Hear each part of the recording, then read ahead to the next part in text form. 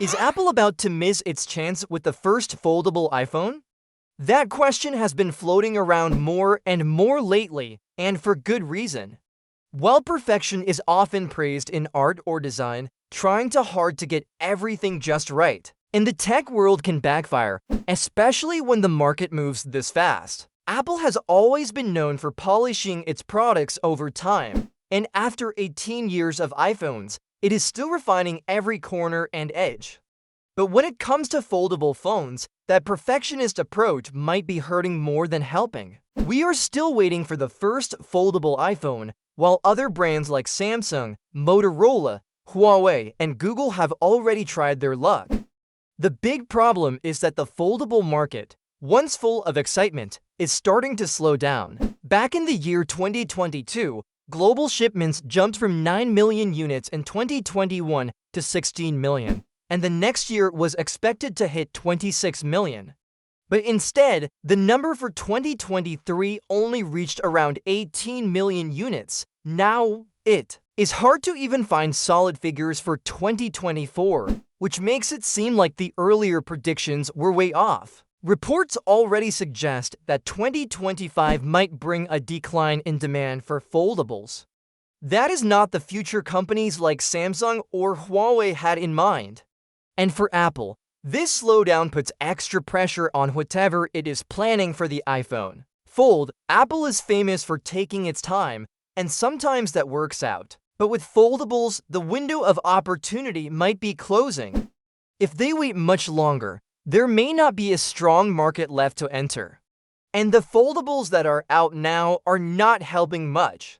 The new Pixel 10 Pro Fold is more of the same. The Galaxy Z Fold 7 is not bringing major upgrades. The OnePlus Open 2, it got cancelled. This does not paint a very hopeful picture. Apple could have stepped in this year or even last year with a solid, basic foldable that simply works. It did not need to be perfect, it just had to function well, look clean, and avoid breaking during the first week. That is what Samsung failed to do with its original Galaxy Fold back in 2019, but things have changed since then.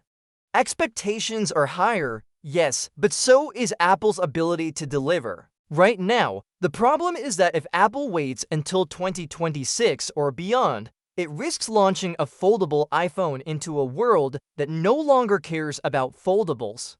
There was a time when Apple could afford to wait. That time might be over. The best thing Apple can do now is release a first-generation foldable iPhone that covers the basics. Can a thicker phone actually be a good thing? That's what many people are now asking after a new leak about Apple's upcoming iPhone 17 Pro Max. With the official launch expected in September, we're getting closer to seeing what Apple has planned, and one major upgrade is already making headlines. According to a post from a tipster named Instant Digital on the Chinese platform Weibo, the iPhone 17 Pro Max will come with a battery that has a capacity of 5,000 mAh, which would make it the largest battery ever in any iPhone model. For comparison, the iPhone 16 Pro Max has a battery capacity of 4,676 mAh, so this would be around a 7% increase, which is a big deal when we think about how long your phone can last during the day. While some people love slim and light phones, others just want a device that can go the distance, whether it is for gaming, streaming, or just regular all-day use without worrying about charging. This leak is exciting for those who want better battery life, even if the phone becomes a bit thicker and heavier. It is worth remembering that Apple used to be mocked for poor battery life. Back in 2014, Samsung released an advertisement showing iPhone users at an airport desperately looking for charging outlets and gave them the name wall huggers. It was funny at the time, but also a bit true. However, things have changed a lot since then. Apple has slowly improved battery life in its high-end iPhones, and this 5,000 mAh battery could be the best upgrade yet. People might now prefer carrying a slightly heavier phone if it means not having to charge it in the middle of the day. But Apple is not only focusing on power users.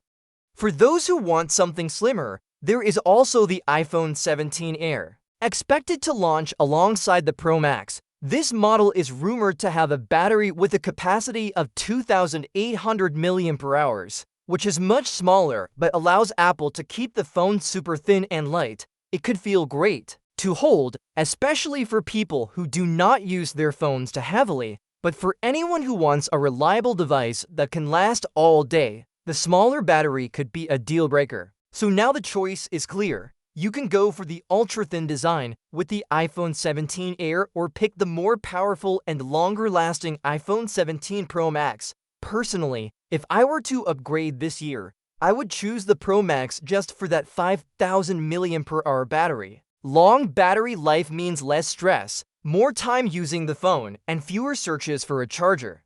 Of course, Apple is not the only player in the game.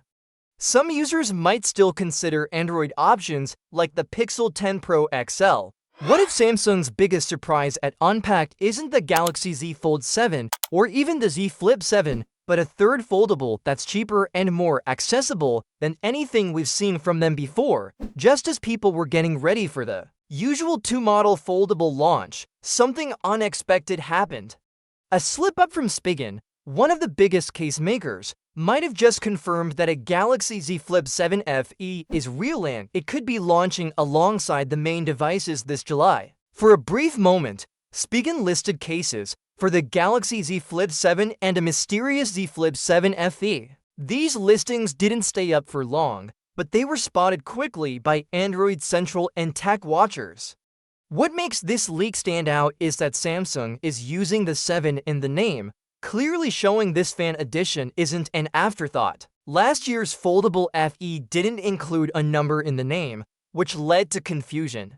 This time, Samsung seems to be telling us this is part of the main family, just more affordable, and that makes things exciting. According to leaks and early renders, the Galaxy Z Flip 7 FE is expected to keep the same design as the standard model, with a 6.7-inch main screen and a 3.4-inch cover display. So from the outside, it won't scream budget, but under the hood, some things are different. Instead of the usual Snapdragon processor, the phone is rumored to run on Samsung's own Exynos 2408 chip. It might come with 8 GB of RAM and 128 GB of storage. The screen should still offer full high-definition plus resolution and a 120 Hz refresh rate, so everyday performance might still feel smooth and sharp. But here's where it really matters: the price. Reports from South Korea say it could cost around 1 million Korean won. That's about 30% cheaper than the Galaxy Z Flip 6. If that pricing sticks for other markets, Samsung could be about to launch its most affordable foldable ever without waiting months after launch like they usually do with fan edition phones. That's a smart move. The market is getting more crowded. New players like nothing are offering sleek designs and powerful specs at lower prices.